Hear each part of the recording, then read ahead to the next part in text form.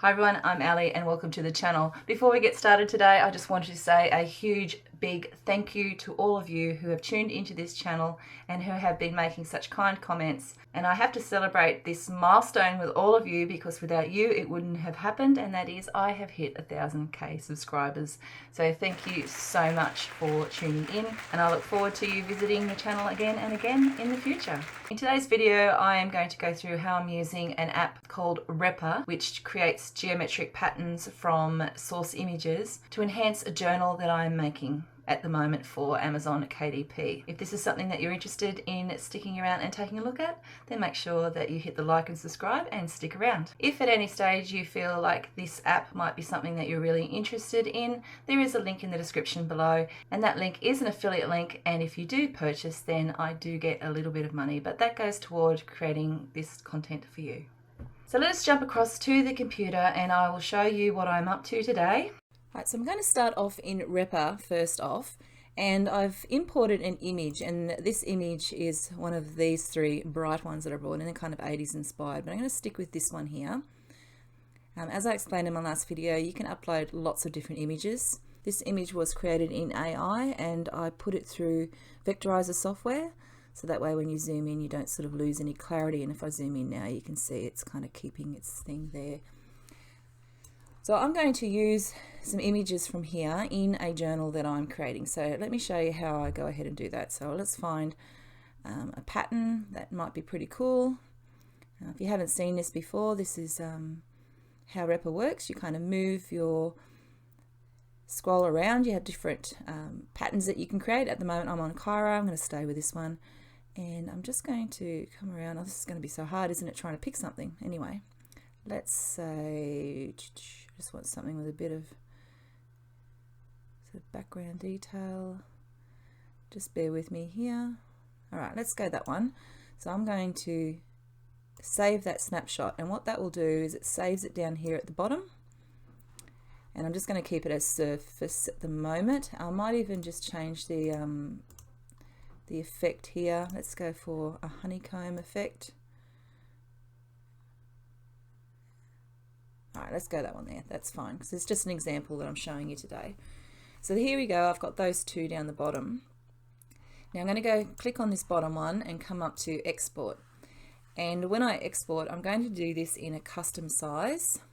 And the custom size is going to be 7.5 by 9.25 inches because that is the size of the journal that I'm making. And I'm going to export this as a JPEG. So if you're using this software, you just input those two numbers. You can keep the DPI, that's fine, and make it a JPEG. And up here you can zoom in or out depending on how you want that pattern, the sizing of that pattern to be. I think I'm going to go with this one here. Before I export this, there is one thing extra I want to do. I want to come into effects because I don't want this pattern to be color. I'm not printing this journal in color. I'm going to select black and white, and then I'm going to come across back to export. This has all stayed the same. I'm going to export this file. I'm going to call this one BG journal. You can see I've already got one there that I tried before, BG journal 1, and then I'll come up to this second one that I've created. I'm going to do the same black and white effect here, export, and I might just make that a little bit bigger too so you can see it, and I will export that as BG journal 2. So now that I've got those two patterns made, I'm going to skip back here to Canva, and you can see that I've created a this journal belongs to beginning page, and I have a contents page down here. So these are the ones we're going to play with. You'll see how simple this one is in a moment. So I just want to upload. So I'm going to upload the two BG journal 1 and 2. And then across here, I'm going to add this pattern in. There it is. And when I resize it, it's just taking a little while because there's such large files and it's still downloading. And because I've made it the dimensions of 7.5 by 9.25, it's going to fit there quite well. So I'll just fiddle with that. And I can go right to the edge of the page because this journal is going to have bleed. which means that anything that goes right to the edge, it will be trimmed, but it's not going to impact on any of the other things. So I've got that there now. What I'll need to do is just go up to here, position, and send that to the back layer here. And you'll see that I've got the journal and the lines here. So this is where you can come across to elements. I'm just going to choose a circle here and create that, make that a bit bigger. And I'll center that and make that circle white. And then I'm going to come back to position and put that circle underneath all of the lines. And here you can fiddle around with your title. This journal, it should say, this journal belongs to. You could keep that, sorry, it's not quite centered the way I would like. Here we go, that's better. And I'll just group those as well and bring this title over. There you go, that's a bit centered now. You could leave the text like this, or you could go into an effect where if you wanted it to be curved slightly, you could do that as well. So you could go, this bird journal belongs to, let's keep the curve like the circle and then maybe move that up a little bit. I quite like it just to be as is like that. And there you have a background for a page in a journal. It's really quite pretty.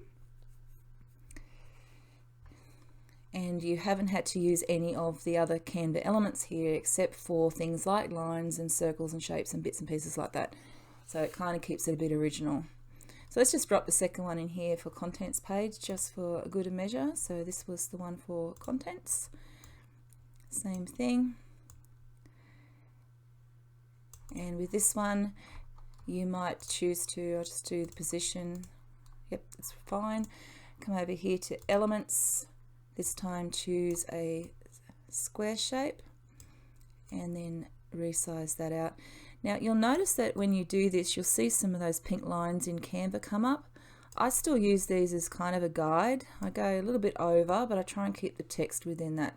I find that that works quite well for KDP. It keeps everything in line. So just making sure that that's not going too far out. So let's say that's right. Changing that to white as well. And then you can change up your fonts and do something really cool with that. So let's just say the contents page and then create from there. And again, you have a really nice border effect that has been created in Repa that you can bring into your book itself. Other things that you might want to do with this, if you think that this is a little bit too bright, you could click on the background and maybe you might want to change that transparency a little bit. That way it's more subtle on the page. So what did I do that at? That was at, sorry, 38%. Let's make it 40, just so I got a neat number and I can remember that. And then I can come to this one and I can apply that same transparency and do that with all of the different patterns that I bring in. Okay. So there are 2 pages in the journal done with some very unique backgrounds, like I said, that have been originally created through source images that you have developed yourself and through a piece of software that can help you along the way. There you have it, everyone. This is how you can use Repa in another way. So it's not just for print-on-demand content. You can use it to help enhance the projects that you're already making for Amazon KDP. So it just goes to show how versatile it is. And I'm certainly getting my money's worth after purchasing this subscription. And I'd like to tell you that down in the comments below, there's a little link to a PayHip store. Now, I don't have anything for sale in this store just yet because I'm giving away so many freebies at the moment. There might be a little bit of a thank you 1000 subscriber freebie down there, so make sure you go down and check it out.